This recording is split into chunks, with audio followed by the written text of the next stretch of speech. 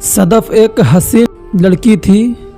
सियाह जुल्फ़ें, गज़ाली आँखें, गुलाबी होंठ और दरमियाना खूबसूरत। उसकी खूबसूरती में अपनी मिसाल आप था। पूरे शहर में उस जैसी खूबसूरत लड़की पैदा ही नहीं हुई थी। कहने वाले तो सदफ़ के बारे में यहाँ तक भी कहते कि ऐसी सदफ़ दोबारा इस शहर में पैदा ना हुई है और ना कभी पैदा होगी। पूरे शहर में उसके हुस्न के खूब चर्चे थे। घर घर उसके हुस्न का खूब तोती बोला जाता था। जिस गली से उसका गुज़र होता तो देखने वाला दीवाना रहता। उसकी खूबसूरती इस कदर थी कि चंद लम्हों में लोग उसे दिल दे बैठते। उसमें खूबियाँ भी उसके हुस्न जैसी भी खूबसूरत थी। अपने काम से काम रखना, दिल लगाकर पढ़ना, किसी से फजूल गुफ्तगू ना करना और शराफत जैसी सिफ़ात उसके चाल चलन से भी आया थी। शहर भर के शरीर लड़के उसे आंखें फाड़ फाड़ कर देखते और दिल ही दिल में उसे दुल्हन बनाने के उसे आंखें फाड़ फाड़ कर देखते और दिल ही दिल में उसे दुल्हन बनाने के ख़याली पुलाव सारा दिन उसकी राहें तकते रहते थे। गर्दिश अयाम तो इंसान तो रोज़े ज़वाल के दिन दिखा कर ही असल जीने का हुनर ही सिखाते हैं। हकीकत यह है कि आँखें वही होती हैं, लेकिन ज़िंदगी के नज़ारे तब्दील होते रहते हैं। इंसान कई नावाकिफ़ मनाजिल तय करता हुआ ज़िंदगी के सफ़र के साथ करीब से करीब तर होता चला जाता है। सदफ़ की जब मैट्रिक की तालीम मुकम्मल हुई तो उसे शहर के एक आला कॉलेज में दाखिल करवा दिया गया। यह कॉलेज उसके घर से 8 घंटे की मुनाफिक था।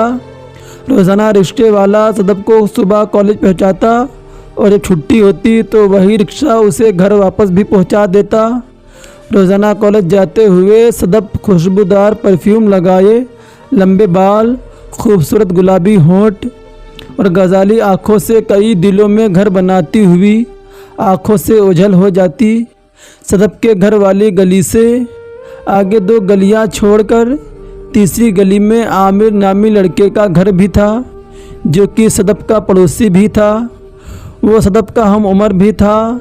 आमिर के अयाम तिफली भी सदफ़ और दीगर बच्चों के साथ उन्हीं गलियों में गुज़रे थे। एक मोहल्ले में रहते हुए एक दूसरे की खुशियाँ या गमी के मौके पर एक दूसरे के घर आते जाते थे। आमिर रोज़ाना गली के कोने पर बैठा बड़ी दिलजमी से सदफ़ की तरफ देखता रहता। वो इस कदर मोहब्बत में गिरफ़्तार हुआ कि वो सचमुच हालत मजनू में डूबा रहता और रोज़ाना सुबह सवेरे सदफ़ का दीदार करते हुए वो सदफ़ से इशारों में बात करने की कोशिशें तो बहुत करता, लेकिन सदफ़ उसके इशारों को ना समझ पाती, क्योंकि सदफ़ एक शरीफ घराने में पैदा हुई थी। उसका जहन उन ख़यालात से पाक था जो आमिर के जहन में चल रहे थे। अभी वो बाहर के मुकम्मल माहौल से आशना न थी। पहले कई दिन आमिर तीसरी गली के कोने पर बैठा रहा, लेकिन अब उसने तीसरी गली के बजाय दूसरी गली के कोने बैठना शुरू कर दिया। दूसरी गली से भी उसके इशारों का सदफ़ पर कोई भी असर ना हुआ तो सदफ़ के ऐन घर वाली गली के कोने पर आकर बैठ गया। आमिर सदफ़ को अपने दिल की असल बात बताना चाहता था, मगर उसमें इतनी हिम्मत ना थी कि वो सदफ़ से बात कर सके। बुज़ुर्ग कहते हैं कि सच्ची मोहब्बत में रुकावटों को पुख्ता जज्बात और एहसासात ही उखाड़ फेंकते हैं। आमिर की शख्सियत से ऐसा लगता जैसे उसने इश्क बाज़ाना मज़ामीन में PhD की हो। एक रात आमिर ने अपनी उस डायरी से एक कागज़ निकाला जिस डायरी के अंदर उसने सदफ़ की याद में बेशुमार अशार लिखे थे। अब के हम बिछड़े तो शायद कभी ख्वाबों में ना मिलें, जिस तरह सूखे हुए फूल किताबों में मिले। उसकी याद आई है सांसों, ज़रा आहिस्ता चलो, धड़कनों से भी इबादत में खलल पड़ता है। अब वो सोचने लगा, लिखूं तो क्या लिखूं, कहाँ से शुरू करूं। आखिरकार उसने ख़त पर चंद जुमले लिखकर बंद करके सुबह सवेरे घर के बागीचे से एक सुर्ख गुलाब तोड़कर ख़त के साथ मजबूती से बांध दिया और सदफ के घर वाले गली की तरफ चल पड़ा। आमिर के पहुंचने से पहले ही सदफ को लेने वाला रिक्शा वहाँ गली में मौजूद था। आमिर ने रिक्शा के साथ तेज़ी से गुज़रते हुए ख़त फेंक कर घर की तरफ चला आया। सदफ दरवाजे से निकली और जब वो रिक्शे पर बैठने लगी तो अचानक उसके दाएं हाथ से पर्स गिर गया। पर्स उठाकर साफ़ करते हुए सदफ की नज़र उस ख़त पर पड़ी जिसके साथ आमिर ने फूल बांधकर फेंका था। सदफ ने ख़त को उठाकर पर्स में डाल लिया। कॉलेज जाते हुए उसके जहन में कई ख्याल जन्म ले रहे थे। वो दिल ही दिल में अपने आप से कह रही थी कि किसी की मोहब्बत का ये हसीन तोहफ़ा मेरी किस्मत में कैसे आ गया। वो बार बार ख़त को खोलना चाह रही थी, मगर वो ये भी सोच रही थी कि रिक्शे वाले अंकल ने देख लिया तो क्या होगा। कॉलेज पहुंचकर सदफ ने लॉन्च में उस ख़त को खोलने लगी। सदफ ने लरजते हुए अपने हाथों से फूल से ख़त को जुदा करके देखा तो उसके जिस्म पर सख्ता तारी हो गया। उसकी आंखें खुली की खुली ही रह गईं। फिर थोड़ी देर बाद सदफ की सहेली मरियम भी लॉन में पहुंच गई। क्या हो रहा जी, आज अकेले अकेले ही लॉन में बैठे ना है। अरे सदफ, तुम्हारा तो चेहरा भी आज उतरा उतरा सा लग रहा है। खैरियत तो है ना मेरी बहन सदफ? मरियम ने सदफ से गले मिलते हुए कहा। हाँ भाई, सब ठीक है। भला आज तुम कूदे जा रही हो? हाँ, सदफ ने कहा।